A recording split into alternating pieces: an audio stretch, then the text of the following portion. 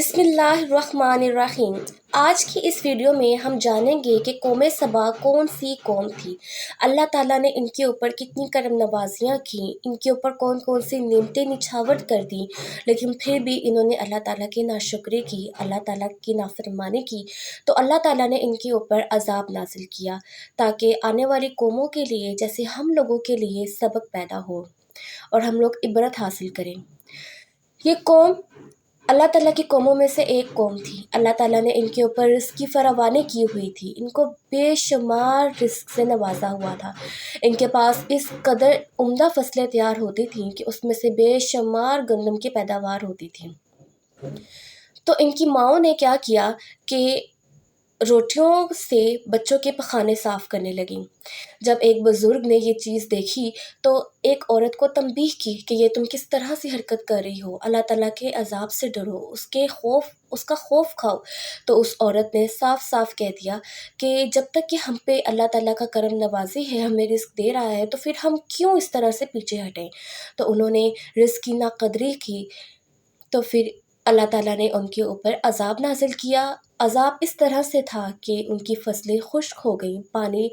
ختم ہو گیا، قحط سالی برس اٹھی۔ تو ان روٹیوں کے پہاڑ جو انہوں نے بچوں کے پخانے صاف کر کے کھڑے کیے تھے، تو اسی کے لیے وہ صف میں کھڑے ہوتے تھے اور پھر وہاں سے روٹی لیتے تھے اور وہی روٹی پھر کھاتے ہوتے تھے۔ ایک اور جگہ ان لوگوں نے اسی طرح سے ناشکری کی تھی، اور وہ یہ ناشکری تھی کہ اللہ تعالیٰ نے ان کے اوپر کرم نوازی کی اور انہوں نے بدر کے پہاڑوں میں سے ایک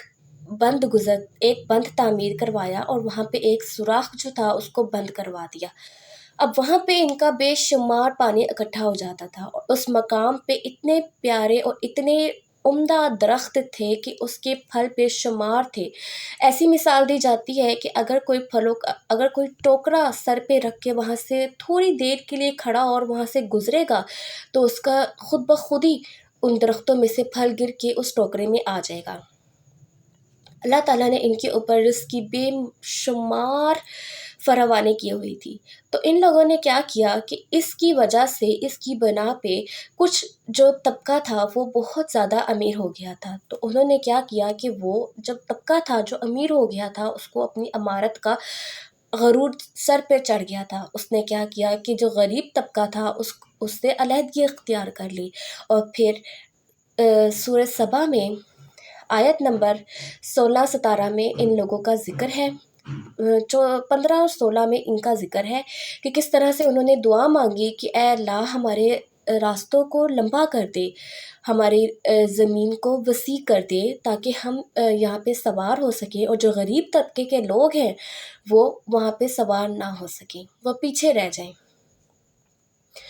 جب اللہ تعالیٰ نے ان کا یہ دیکھا تو پھر اللہ تعالیٰ نے کیا کیا کہ وہاں پہ چوہوں کی برسات کر دی، اور وہاں پہ صحرائی چوہے جو تھے وہ ان کی فصلوں کو کھا گئے، اور ایسی بارش برسائی، ایسی خوفناک بارش برسائی کہ بند جو تھا اس کا پانی اوپر کو آ گیا اور اس میں بند کی دیواریں ٹوٹ گئیں، اور وہاں سے پانی گر کر ان کی عمارتوں کو تباہ کر گیا۔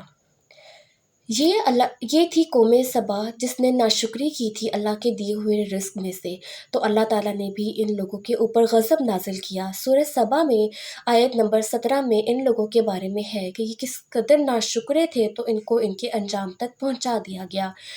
اب یہ ہمارے ہاتھوں میں ہے کہ اللہ تعالیٰ نے ہمیں جو رزق دیا ہے ہم اس کے اوپر اللہ تعالیٰ کا شکر کریں، جتنا دیا ہے اس کے اوپر اللہ تعالیٰ کا شکر کریں، زیادہ کی امید نہ رکھیں، اللہ تعالیٰ سے مانگتے رہیں، اللہ تعالیٰ ہمیں دے گا۔